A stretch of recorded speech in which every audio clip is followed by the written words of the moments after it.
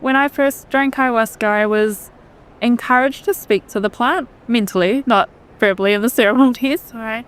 But even by the maestros, and even that encouragement for me to start developing a relationship, I hadn't thought about that before that first ceremony. And then after that, of course, I keep speaking to the plant. I do my diet, so I establish connections with the plants. But I love what you said. It's absolutely about a long-term relationship with the plant and also with ourselves and our environment. It's relationship building, which I worry doesn't happen when it's overly sanitized. But there is, of course, a place for these sorts of studies and these sorts of approaches.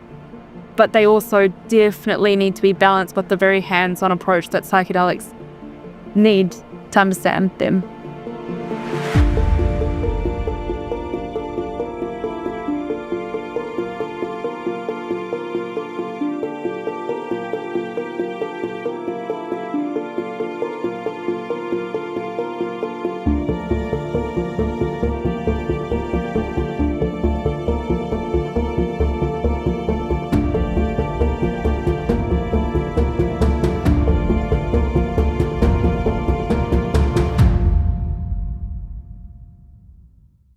Hi everyone, welcome to Psychedelic Conversations. Today I have an in-person special guest with me here from New Zealand. We have Rebekah Senanayake, and she is a cultural psychologist, a PhD candidate in cultural anthropology, specializing in traditional Amazonian knowledge systems with extensive fieldwork in the Amazon rainforest. Welcome, Rebekah. Thank you so much. I'm really looking forward to being here. So good to meet you. And you're one of the speakers yesterday. It was yesterday, your talk. It was yesterday, yeah. Could you start maybe what brings you to this work? Right. And then we can dive into your talk from yesterday. Yeah, absolutely. So my talk yesterday was titled Ritual, Master Plants and Dieta, Altered States of Consciousness in Amazonia. And my interest with the Amazon, actually, the first time I visited the Amazon was 10 years ago. And I was drawn to the Amazon because I had met my uncle actually when I was 10 years old, and he'd returned from a trip to the Amazon, and he was towering above me at 6 foot tall, and I was amazed by his stories. But what interested me the most about him and the Amazon was that he showed me his snake bites, and for each of the snake bites he had, he said there was a plant to cure it. So of course now I know that's been documented by Richard Evans Schultes in great depth since 1972 was that publication. And then later, when I had the opportunity to go to the Amazon myself, I remembered my fascination, and I found ayahuasca. I didn't do any reading on it before, and I had my first few ayahuasca experiences. And with these experiences, I was blown away. Firstly, it was an amazing medicine. But it was also, what I also noticed was that the maestros, that is the traditional practitioners, have a fantastic way of navigating altered states of consciousness. It was never taken without a ritual framework, and within that ritual framework, they had all the technical literacy to successfully navigate a ceremony and induce healing, or on the other side of ayahuasca traditional knowledge, you can also induce harm, of course. So that's what fascinated me about the Amazon specifically. And a few months later, I traveled for another year through the Amazon. And this time I was really interested in the plants, and I started following them. Actually, I started at the south of Colombia, and I followed the plants, the trace of the plants.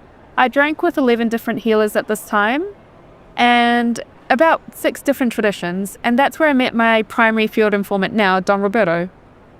And I've been working with him for the last 10 years. I've visited the Amazon on multiple trips, and in total I've spent 27 months there. But aside from the Amazon, I've also explored altered states of consciousness through sensory deprivation tanks due to a past job that I had for a few years. And I've spent over 400 hours in the tank, also exploring different states of consciousness with psychedelics and others. I also have experience with other psychedelics, but for me, ayahuasca and traditional knowledge especially, and the ritual literacy, that's really what it is to me. The literacy on how to navigate these states of consciousness, the literacy on how to develop these complex brews that are so wonderfully medicinal is what interests me the most. And for that reason, I actually chose to dedicate my doctoral dissertation, which is no small feat in itself, to Amazonian traditional knowledge. as a root and foundation for my own exploration into altered states and beyond. So that's my relationship with altered states. Amazing. Thank you so much for sharing. So you delivered a talk on the basis of your work and your PhD dissertation. So how was it received? What did you feel? And what did you share on your talk for our listeners that are here?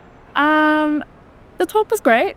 I mean, there were a few different core messages, and my talk really centered around this notion of interspecies communication. So I was talking about how humans are able to communicate with master plants, for instance.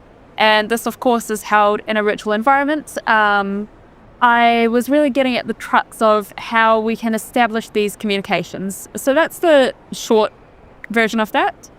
The talk was really nicely received. I was really happy to have the opportunity here at Breaking Convention to present this talk. I'm at the end of nearly ready to submit my dissertation as well. So this presentation was taking all those 100,000 words and funneling them down into 25 minutes, which was a feat in itself. Yeah, I can imagine. You said about the traditional way, the way that we can navigate the medicine, as opposed to what's happening in the psychedelic renaissance right now. Right. There's a lot of clinical trials leaning towards more therapeutic and clinical aspects. What are your thoughts on that? What's happening in general? How do you find that? How are we navigating, and what is your take on where we are now in the psychedelic space? Do you think we're moving away from the traditional? I think in some aspects there are studies that have moved away from traditional aspects in ways that I possibly have some concerns about. I've recently read some studies, for instance, that instead of calling ayahuasca, they've called it harmol and dimethyltryptamine. So stripping away from that original name, the original culture, the traditions, the respect, the reciprocity, the acknowledgement of holding these traditions in the face of colonization or these severe traumas that have happened. So that really concerns me on a moral and ethical level, on what foundation we're building this on. On a more clinical level, there were some fantastic studies coming out, and I really do actually love reading wonderful clinical studies. I love reading the scientific research that's happening. But what I actually talked about in my presentation was how ayahuasca, and specifically what I talked about was this process of dieta, which is not the dieta before drinking ayahuasca that's been extrapolated by tourism, that definition. Dieta is the process of intaking a master plant while maintaining a food and behavior restriction diet to integrate that plant with your body. But the crux of my presentation got to the challenge this process gives us, in that it challenges how we derive knowledge, what we define as knowledge, what we define as expertise, what we even define as evidence. And that's a limitation that I'm currently seeing with clinical studies, is that it can be quite narrow in its scope because of the framework within which it's operating. And that's more an issue of the framework than it is the actual studies, because it's very rare actually in traditional knowledge systems across the world, but of course my focus is in Amazonia, that anything is ever in isolation.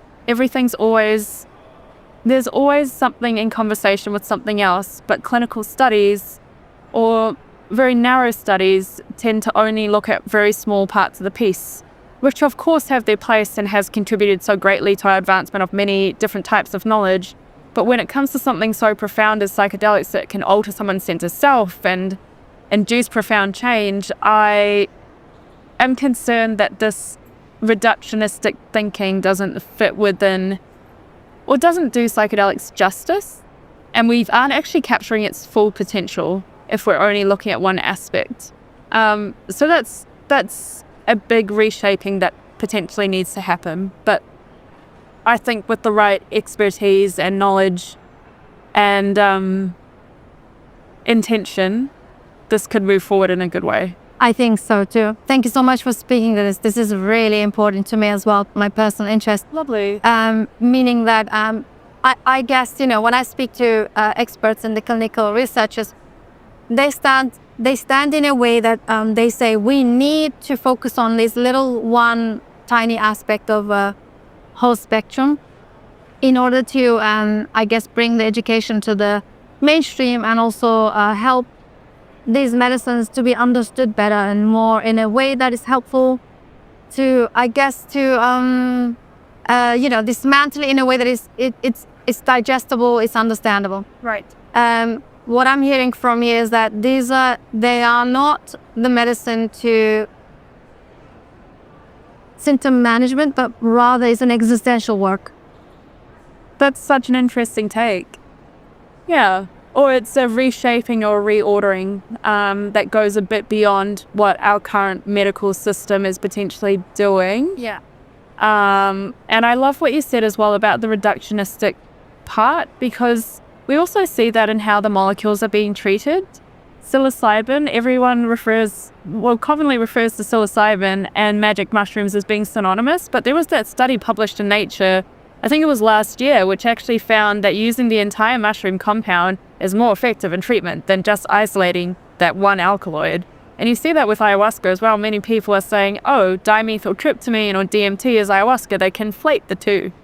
But actually, ayahuasca is an incredibly complex brew with so many alkaloids, like harmaline alkaloids and harmols, that have anti-inflammatory properties and all these other wonderful attributes that contribute to holistic healing. Yeah, so it's beyond just neat categorical definitions of what healing is, which is the epistemological challenge it actually calls for. When I was thinking about existential process, I was more focusing on the all-encompassing, what is life, what is consciousness, what is this mini-me world that we all individually live, and what's beyond that. I love that. Yeah. That's probably, would you say this is more like an indigenous take on, or because it's much more all-encompassing? I don't have any experience with the staying with the indigenous people in their lands, but I did connect with an indigenous practitioner in my early days, and what I saw it was all-encompassing life, not just one aspect. Like we do it in the West, the medical or the therapeutic or the clinical or or sometimes just like church sacrament, when you can have a church of your own. Yeah. In America, some places, as you know. Right. And you can have this as a sacrament. But I see it as communal, individual, communal, and beyond, like more all-encompassing. Would you say? Lovely. Yeah, I'd probably say that it extends beyond the self for sure into it encourages us to rethink our position in the world and what we contribute to it, who we are.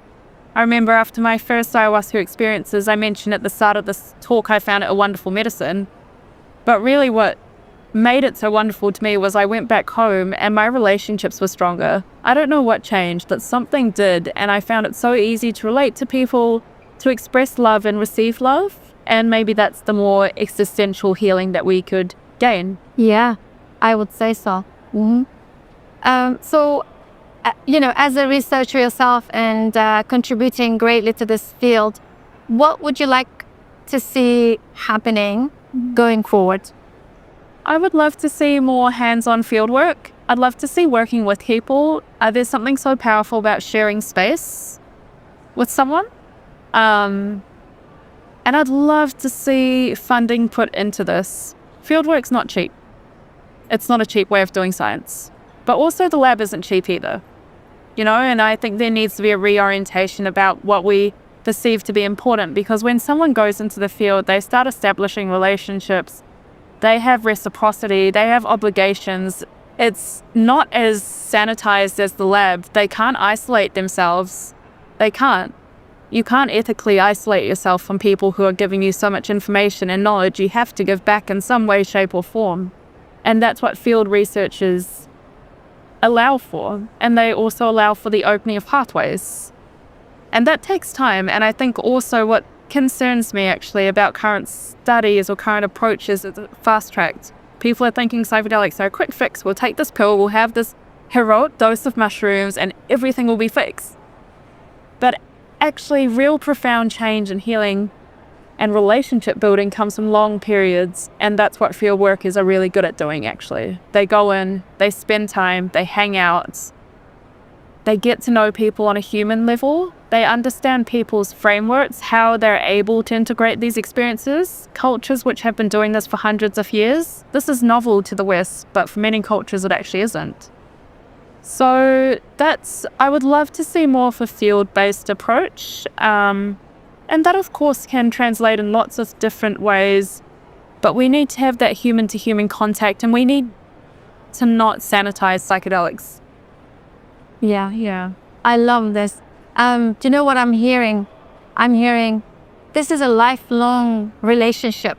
Yes. Not like a quick fix. I've got, cluster headaches. Let me just take a bunch of mushrooms and then I'll be done with it. Or, I have physical or psychological symptoms. Let me just take a bunch of something and then I'll be done with it.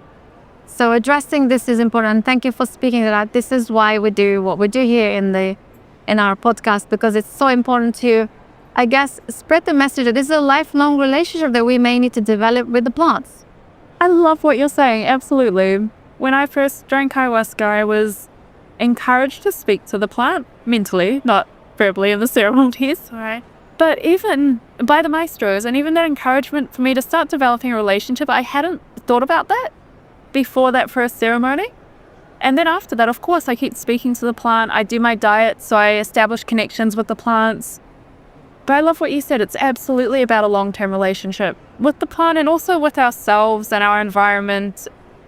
It's relationship building, which I worry doesn't happen when it's overly sanitized. But there is, of course, a place for these sorts of studies and these sorts of approaches.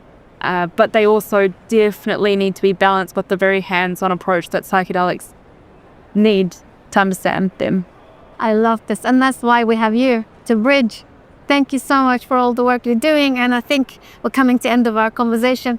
Would love to have you back for a follow-up conversation and follow your journey and see you moving with this research.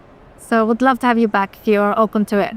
Thank you so much for having me. It's been such an honor, and I really enjoyed our dialogue. Thank you so much. Enjoy the rest of the conference, and I'll probably see you around. I hope so. Thank you. Thank you, everyone, for joining us. Hope you guys enjoyed this conversation with Rebekah Senanayake. Thank you so much. We will be having her back for a follow-up and follow her journey. And if you have any questions, comments, please drop it in the notes, in the show notes comment section, and I will see you on the next one. Bye for now.